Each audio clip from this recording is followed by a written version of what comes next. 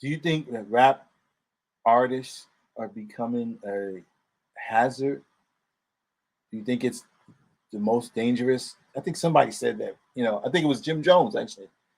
It said hip hop was the most dangerous career to have. You think that is true? Or There's some truth. There's some truth to that.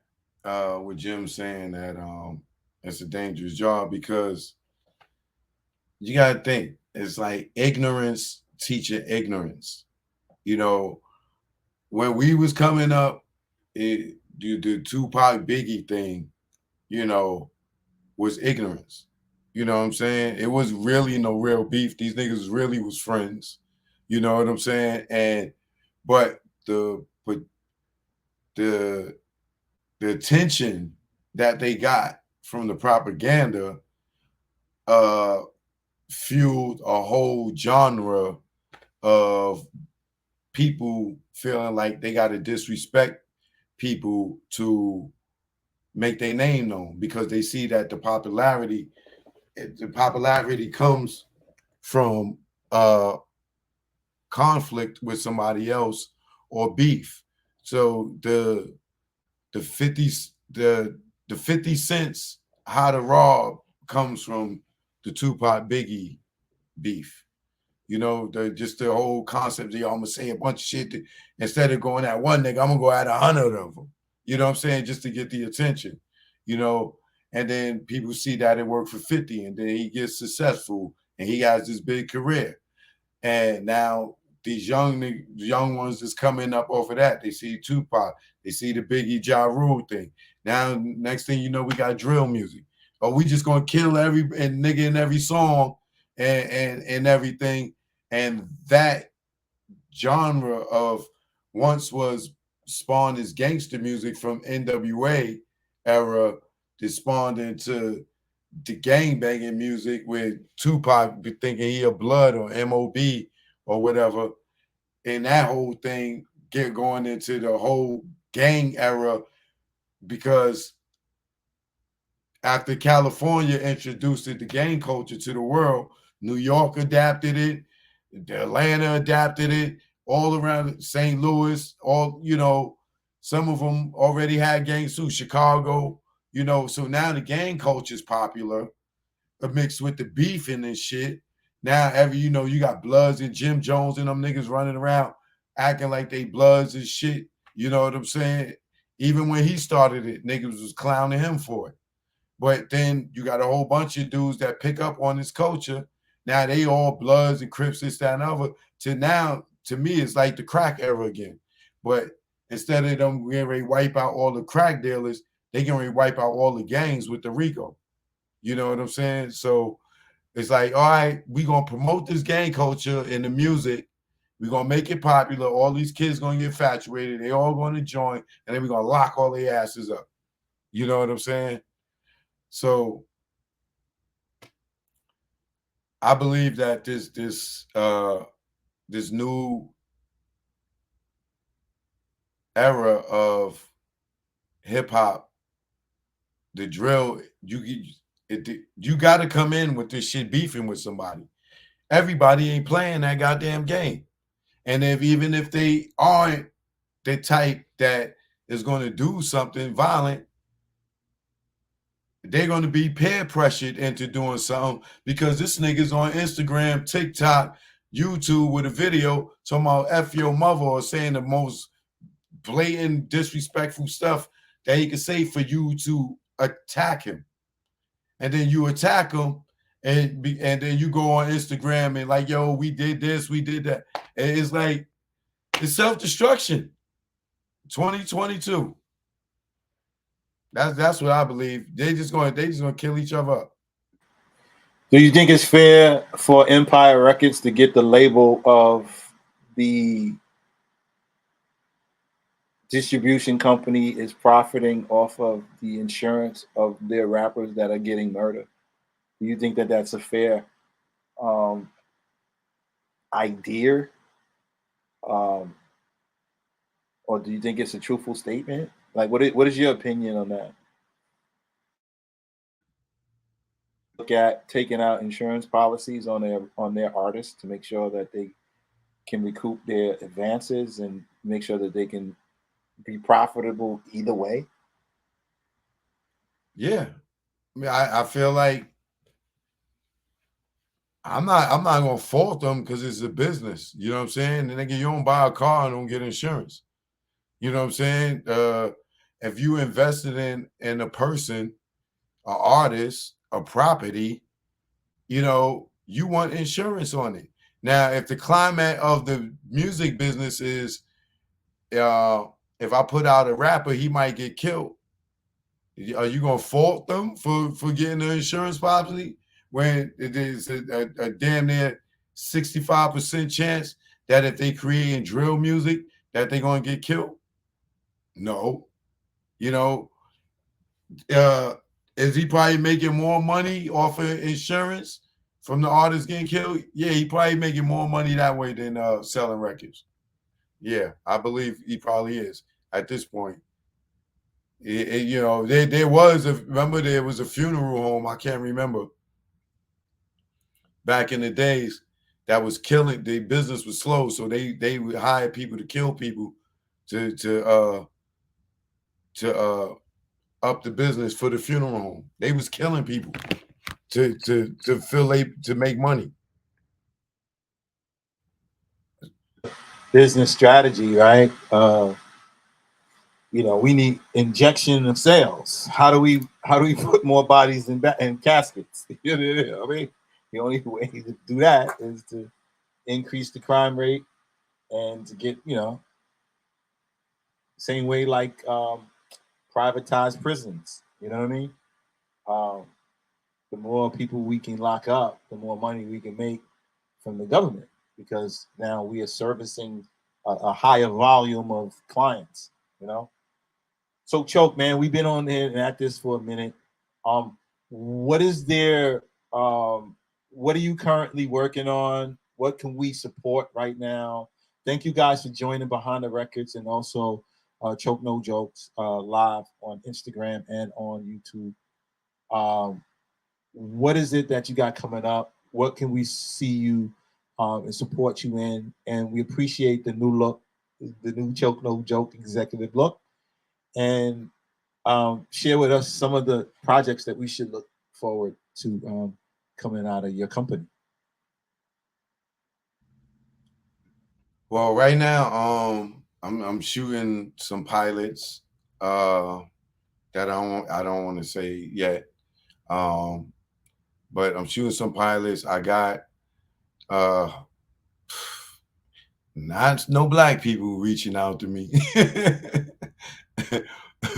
I got a nice Jewish friend that wants to financially support me putting something out. I don't know what I'm gonna do with them. All I got to do is just put it in writing and shoot it to them, and it's done. So I'm debating on whether I'm gonna do I Am Choke No Joke Part 2 with them, which which people could get on my website, chokenojokeproductions.com. You can get the hip hop nucleus on my website, Choke No Joke, and all the Tunnel DVDs on my website. Y'all can get my mixtape, I Ain't No Joke, on my website for free downloads on my website.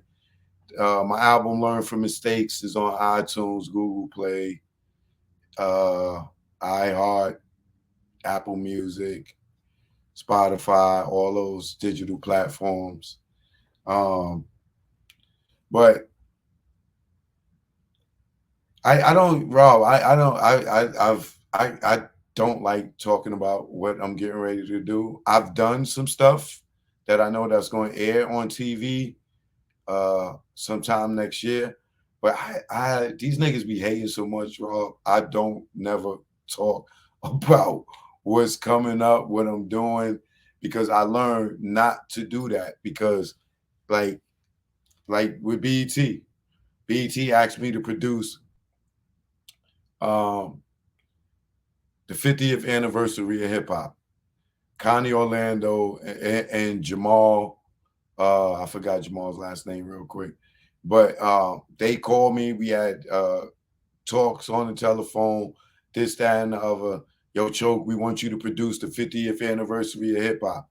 Sure, like do it, because I was trying to do the BET Hip Hop Awards, because I still like that's my baby. Like, let me produce it once. You know what I'm saying? Like Steven ain't even there no more. You know what I'm saying? It's always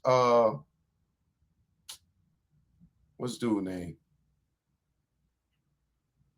Jesse Collins.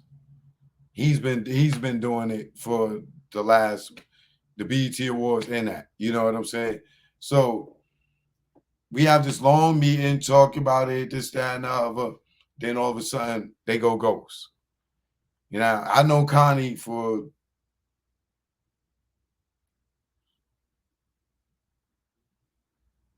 13 years, 12 years, probably longer. You don't sit down, talk with me, and ask me to produce a show, and then I'm like, yo, let me do the hip hop awards. They like, nah, this, that, and the other, because you'll just be a producer. This show right here, you'll be the head producer. You'll get to do what you want. You ain't got to answer to nobody. I'm like, all right, I'm with that. All of a sudden, this thing just goes away. You know what I'm saying? I don't hear nothing. Nobody's returning my emails. And that's the bullshit that I don't like about this industry. You know what I'm saying? So I don't like talking about nothing, because when I talk about stuff, shit goes away. You know, Connie supposed to be my people. You know what I'm saying? I thought Jamal was cool too. But all of a sudden, y'all asked me to produce this special, and then it just y'all just go ghost. This is why I'd rather do my own shit, and I'm working on things so I don't have to do nothing with nobody. That's my ultimate goal. And there's a lot of venture capitalists, there's a lot of angel investors that are out there. I just think that, you know, uh, being exciting today is not the network for you to play with, because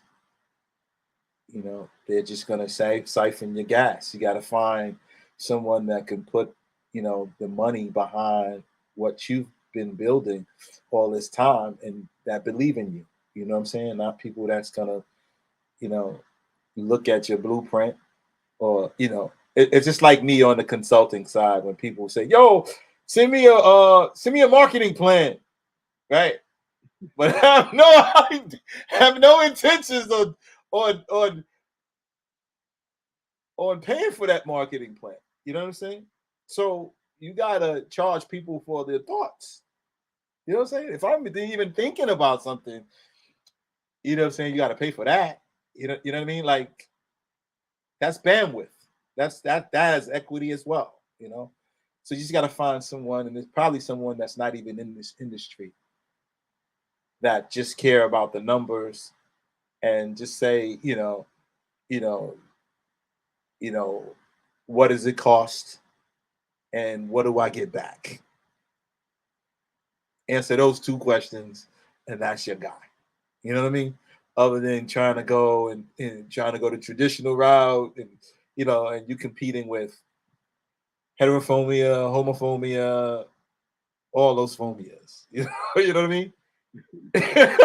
So I don't even think that's a word, but it sounds good. Thank you guys for buying badges. I really appreciate that on the IG Live. That keeps us going. It doesn't pay all the bills, but if it could, if it could keep the lights on and keep us going, we're gonna continue to do this. And Choke No Joke, I appreciate you, my brother, as always, and I appreciate you for helping make Randy Acker famous on the internet. And Mike Kaiser. And Kaiser Money always tell Kaiser. me, yo, Choke, you made me famous from that, man. Yo, Choke, you made me famous. Indeed, man. Yes, indeed. I don't know where I was at in that room. I don't know if you shot that before I got there, But I remember I was seconds away from, you know, I mean, I've been in that meeting so many times, so I kind of forget, you know, when I was in those meetings. But you know, when I saw the replay and Dame Dash going after Randy Acker, so hilarious, brother. You know the irony in that whole thing, right? The funny shit is right now, Randy Acker and Biggs is partners. Wow. And Randy Acker manages Drink Champs. So do Biggs. Yeah, yeah, yeah, yeah, yeah. And shout out to Nori though, man. I got to give Nori his props, man. Because Nori was able. He's the only guy that I know that was able to get money from the big three. That's Jay-Z, Puff, and Nas. So salute to No for doing that. That was an amazing accomplishment for you to do that, my brother. And there's some upcoming events. Choke, choke, choke. There is, like I said, What does it take to do that? What does it take to get Jay Nas, and Puff to fuck with you? What does it take for you to do that? pay you. How does that happen? Nori, you're a genius, my brother. That's all I can say. Fat Joe, you're brilliant as well. Shout out to those guys, man. And they will be at Rock the Bells. Well, let me just kind of say the events and the order in which they're going to happen. So if you guys are in the tri-state area, you need to participate. August 4th, legendary D Nice at Carnegie Hall. Almost sold out. Got to get your tickets. The next day, August 5th, is Erica Badu in Brooklyn at Prospect Park to celebrate Brooklyn. You got to get your tickets